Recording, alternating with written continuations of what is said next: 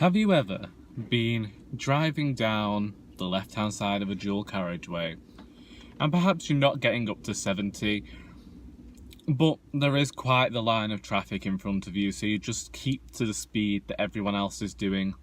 When a blue Mini decides that it's going to come up beside you in the hopes of overtaking you in the small gap that there is between you and the vehicle in front, only to realise that they are unable to do so, and thus they continue in the right-hand lane around the roundabout, even though they put their indicator on for turning right off the roundabout.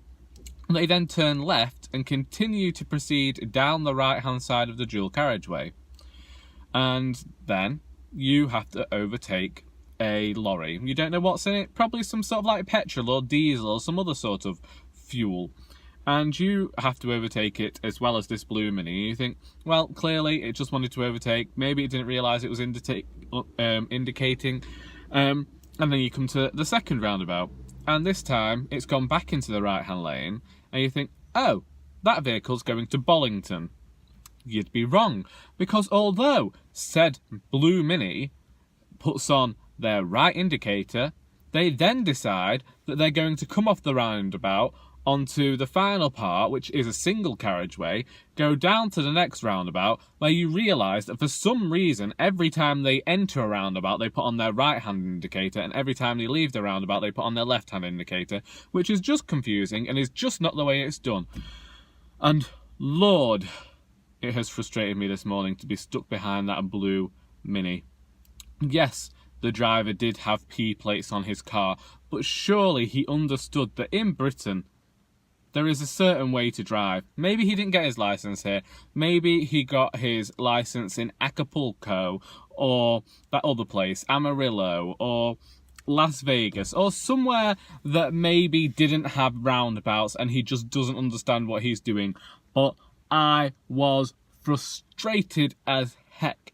And I don't know. I find that as I get older, I get even more frustrated with the other drivers on the road. A few weeks ago, or maybe a month ago now, I went into my drive too quickly and I dented the side of my car, which has made me a lot more cautious, and in a way I'm glad it happened because I felt like I was becoming a lot too much comfortable with the road that I was driving on. I was only going down one road because I know how the roads can be, and now the Fonz has a dent in him. And that angers me. It angers me because it is a constant reminder that I did something wrong. And I hate doing things wrong. But the amount of bad driving that I see on a morning really just puzzles me. The roads are full of roundabouts. Before I come down the final road to work, I have to go around a mini roundabout. If you are in Britain or any other country with roundabouts, you probably understand how they work. However, for some reason, people don't know how this roundabout works. We give way to the right. There was nothing on the right.